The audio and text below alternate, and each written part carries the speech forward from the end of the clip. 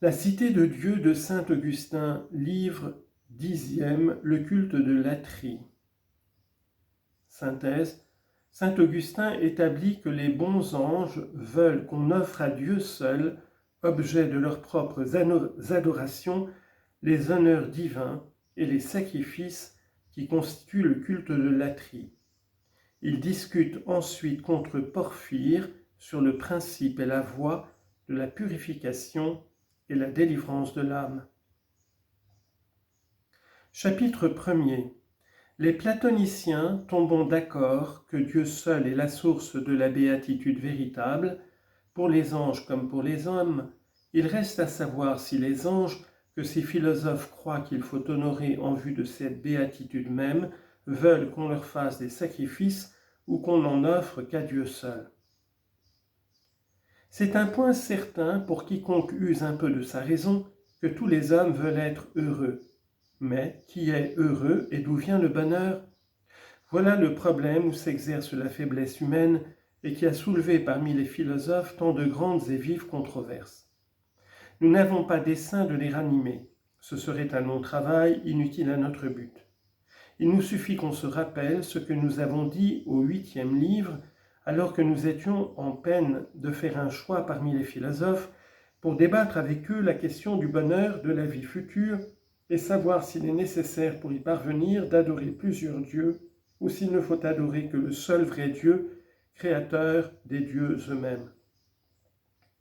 On peut se souvenir, ou au besoin s'assurer par une seconde lecture, que nous avons choisi les platoniciens, les plus justement célèbres parmi les philosophes, parce qu'ayant su comprendre que l'âme humaine, toute immortelle et raisonnable qu'elle est, ne peut arriver à la béatitude que par sa participation à la lumière de celui qui l'a faite et qui a fait le monde, ils en ont conclu que nul n'atteindra l'objet des désirs de tous les hommes, à savoir le bonheur, qu'à condition d'être uni par un amour chaste et pur à cet être unique, parfait et immuable qui est Dieu.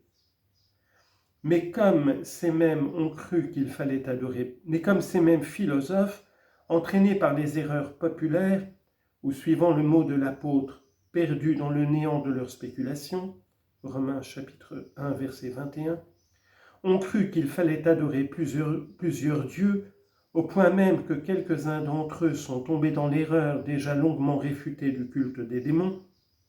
Il faut rechercher maintenant avec l'aide de Dieu quel est, touchant la religion et la piété, le sentiment des anges, c'est-à-dire de ces êtres immortels et bienheureux établis dans les sièges célestes.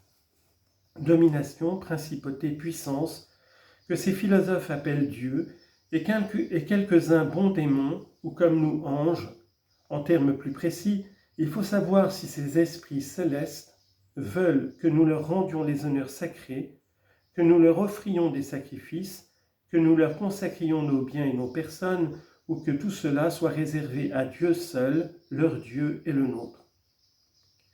Tel est en effet le culte qui est dû à la divinité, ou plus expressément à la déité, et pour désigner ce culte en un seul mot, faute d'expression latine suffisamment appropriée, je me servirai d'un mot grec.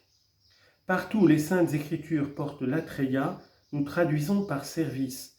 Mais ce service qui est dû aux hommes et dont parle l'apôtre quand il prescrit aux serviteurs d'être soumis à leur maître, confère Éphésiens chapitre 6 verset 5, est désigné en grec par un autre terme. On lit en note, ce terme est douleia. Saint Augustin développe en d'autres ouvrages la distinction de la douleia et de la latreia. Il résume ainsi sa pensée. La douleia est due à Dieu en tant que Seigneur, la latreia est due à Dieu en tant que Dieu et à Dieu seul. Fin de note. Le mot latreia, au contraire, selon l'usage de ceux qui ont traduit en grec le texte hébreu de la Bible, exprime toujours ou presque toujours le service qui est dû à Dieu.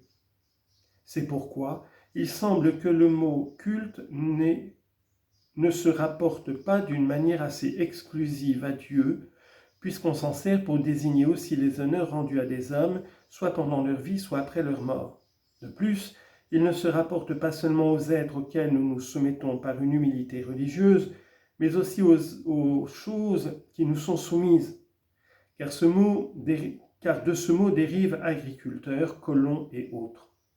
De même, les païens n'appellent leur dieu Kolikoles qu'à titre de colons du ciel, ce qui ne veut pas dire qu'on les assimile à cette espèce de colons qui sont attachés au sol natal pour le cultiver sous leur maître. Le mot colon est pris ici au sens où l'on a employé un des maîtres de la langue latine dans ce vers, dans ce sens où l'a employé un des maîtres de la langue latine dans ce vers, il était une antique cité habitée par des colons tyriens. C'est dans le même sens qu'on appelle colonie les États fondés par ces essaims de peuples qui sortent d'un État plus grand. En somme, il est très vrai que le mot culte, pris dans un sens propre et précis, ne se rapporte qu'à Dieu seul. Mais comme on lui donne encore d'autres acceptions, il s'ensuit que le culte exclusivement dû à Dieu ne peut en notre langue s'exprimer d'un seul mot. Le mot de religion semblerait désigner plus distinctement non toutes sortes de cultes, mais le culte de Dieu. Et c'est pour cela qu'on s'en est servi pour rendre le mot grec treskeia. Toutefois, comme l'usage de notre langue fait dire aux savants aussi bien qu'aux ignorants qu'il faut garder la religion de la famille, la religion des affections et des relations sociales, il est clair qu'en appliquant ce mot au culte de la déité, on n'évite pas l'équivoque. Et dire que la religion n'est autre chose que le culte de Dieu, ce serait retrancher par une innovation téméraire l'acception reçue, qui comprend dans la religion le respect des liens du sang et de la société humaine, comme le dit Cicéron. Il en est de même du mot piété, en grec eusebeia. Il désigne proprement le culte de Dieu. Et cependant, on dit aussi la piété envers les parents.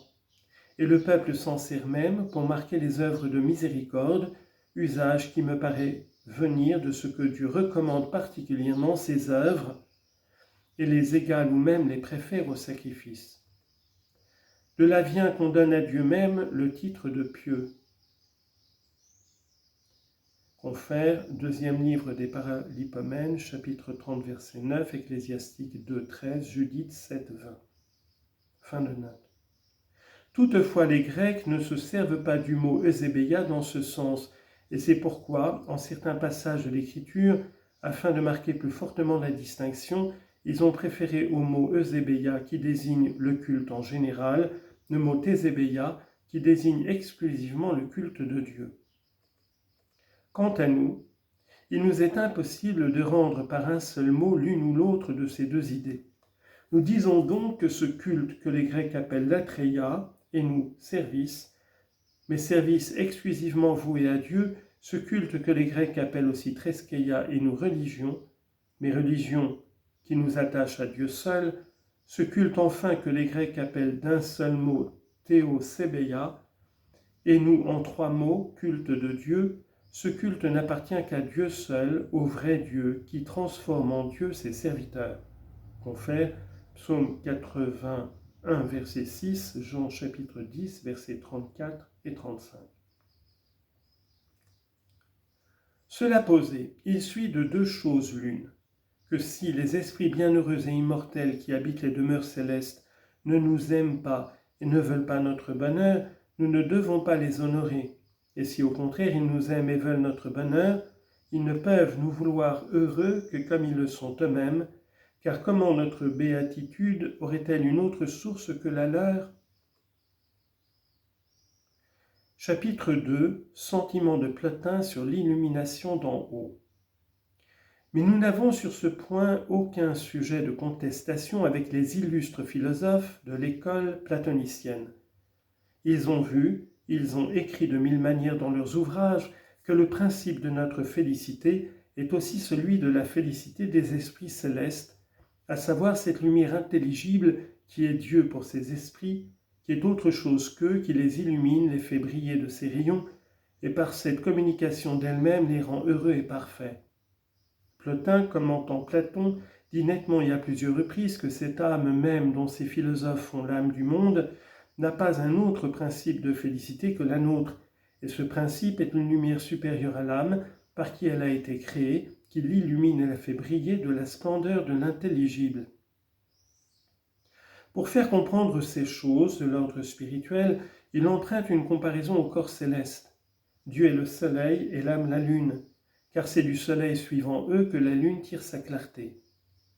Ce grand platonicien pense donc que l'âme raisonnable, ou plutôt l'âme intellectuelle, car sous ce nom il comprend aussi les âmes des bienheureux immortels dont il n'hésite pas à reconnaître l'existence et qu'il place dans le ciel.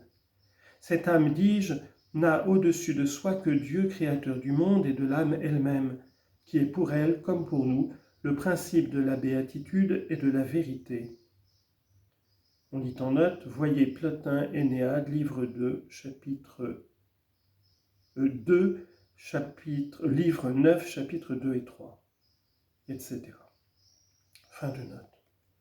Or, cette doctrine est parfaitement d'accord avec l'Évangile, où il est dit « Il y eut un homme envoyé de Dieu qui s'appelait Jean, il vint comme témoin pour rendre témoignage à la lumière, afin que tous crussent par lui. Il n'était pas la lumière, mais il vint pour rendre témoignage à celui qui était la lumière. Celui-là était la vraie lumière qui illumine tout homme venant en ce monde. » Jean chapitre 1, versets 6 à 9. Cette distinction montre assez que l'âme raisonnable et intellectuelle, telle qu'elle était dans saint Jean, ne peut pas être à soi-même sa lumière, et qu'elle ne brille qu'en participant à la lumière véritable. C'est ce que reconnaît le même saint Jean quand il ajoute, rendant témoignage à la lumière, nous avons tous reçu de sa plénitude. Jean chapitre 1, verset 16.